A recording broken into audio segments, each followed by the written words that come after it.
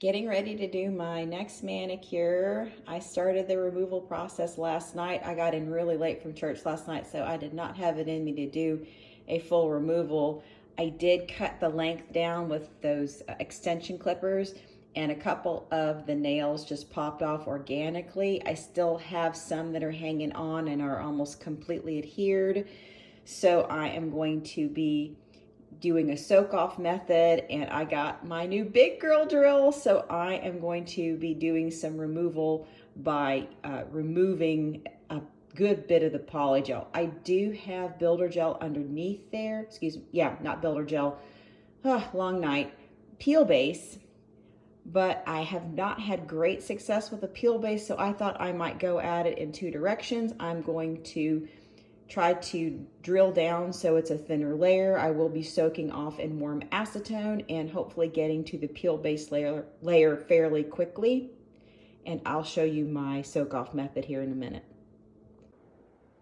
So this is my new big girl drill. It's also a nail dust vacuum.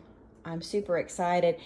I noticed the last couple times I did polygel that both my allergies and my husband's were worse, and Matt has asthma, so I thought, well, I did some more reading, and apparently polygel dust can be a respiratory system irritant, and we have enough respiratory system irritants in North Alabama. You know, the Native Americans called this area in their native language the Valley of Sickness, so I just didn't want to add to it.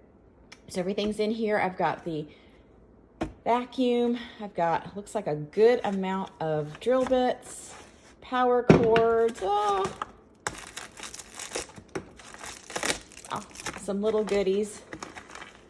Anyway, I'll get it unboxed and get it set up because, of course, I'm going to try to file the doo-doo off of this polygel and get it as thin as possible, so maybe I won't have to soak off very long. And a little bit of a note here, the peel base, you know, thinking that I would be able to have better adherence, I only put peel base to almost the edge of the nail so it would have a little bit more adherence.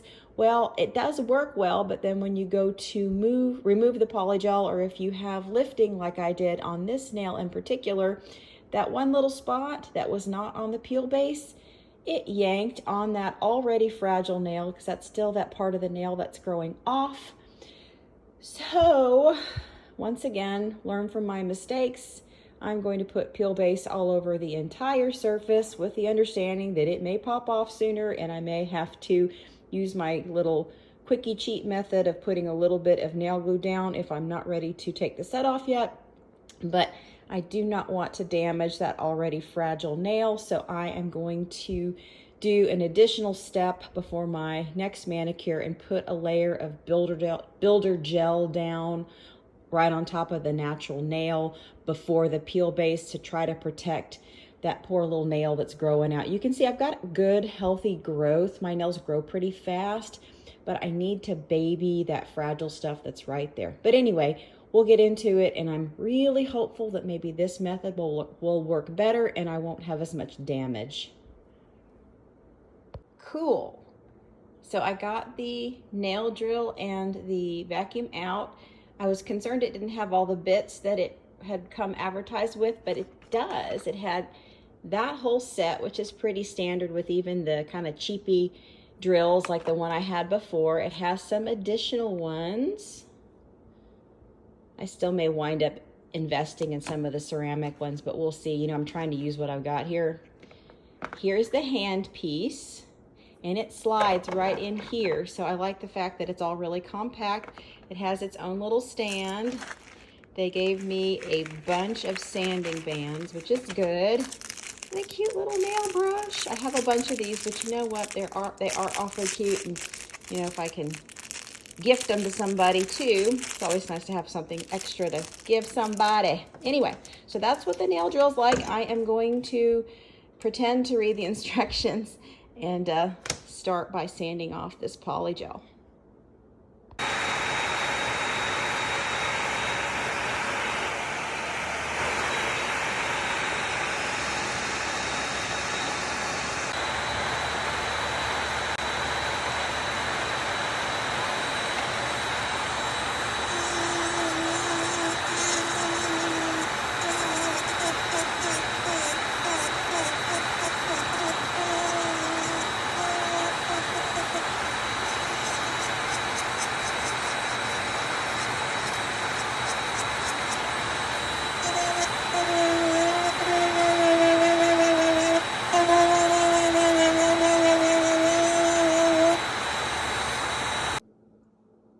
initial thoughts on that drill. It is really powerful.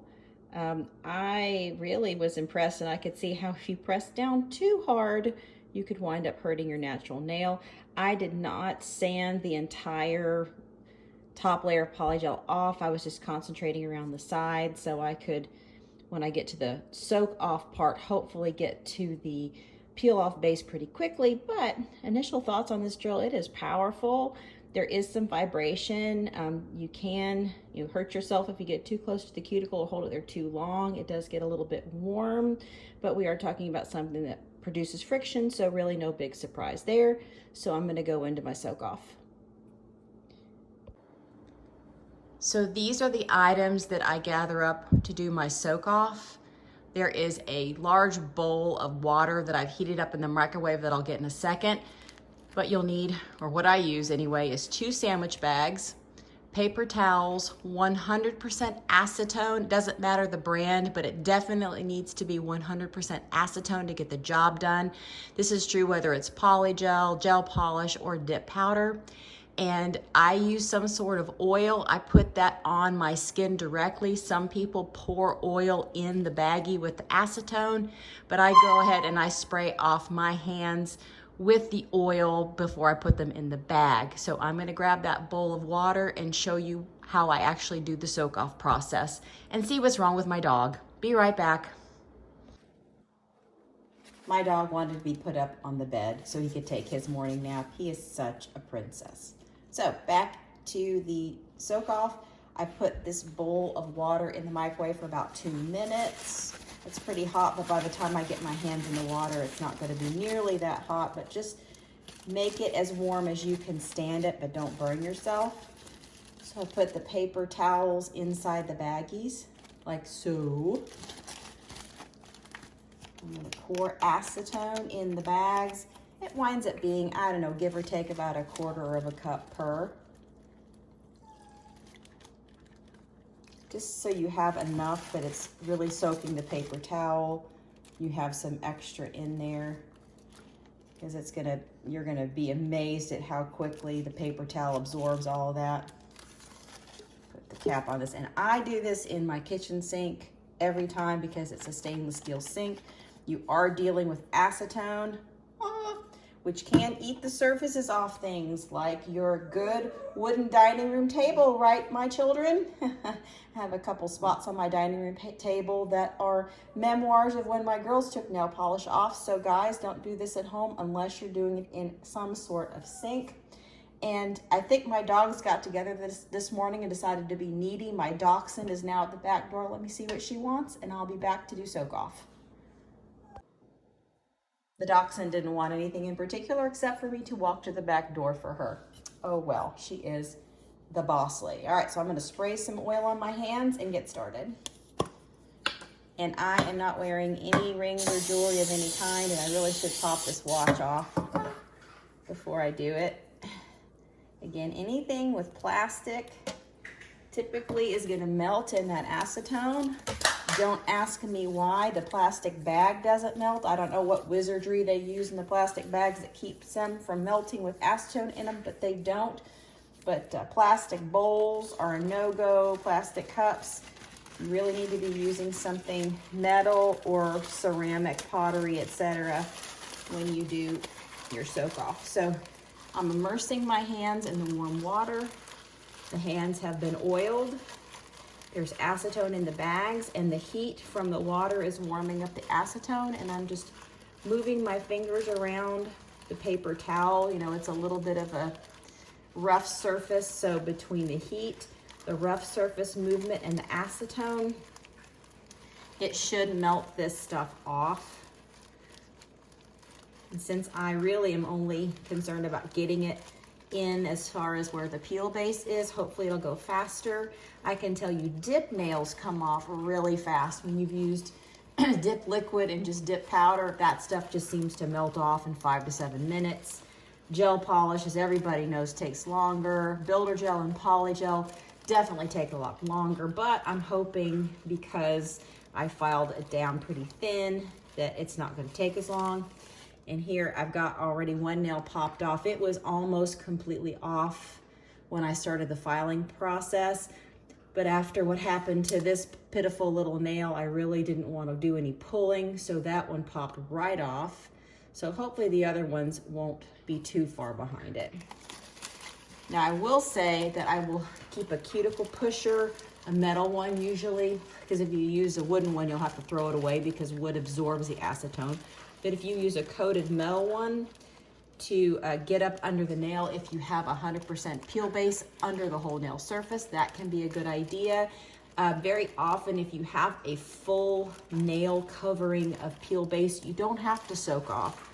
But since I was trying to keep my nails on longer, I thought I would just do peel base to everywhere but the edges. But you know, just like a person who's got 1 foot on a boat and 1 foot on the dock, it doesn't work very well, and eventually you're gonna wind up in the water. So I'm gonna have to do some soaking off here, and I think going forward I am going to wind up putting peel base on the whole nail and just be prepared to either pop my manicure off sooner or nail glue that sucker if I'm not ready. So I will let you guys know how long it takes me to get all this off, because this is incredibly boring and I know you don't want to stand here with me at my sink this whole time. So I will let you know how long it takes to get it all off, and I'll be right back with you.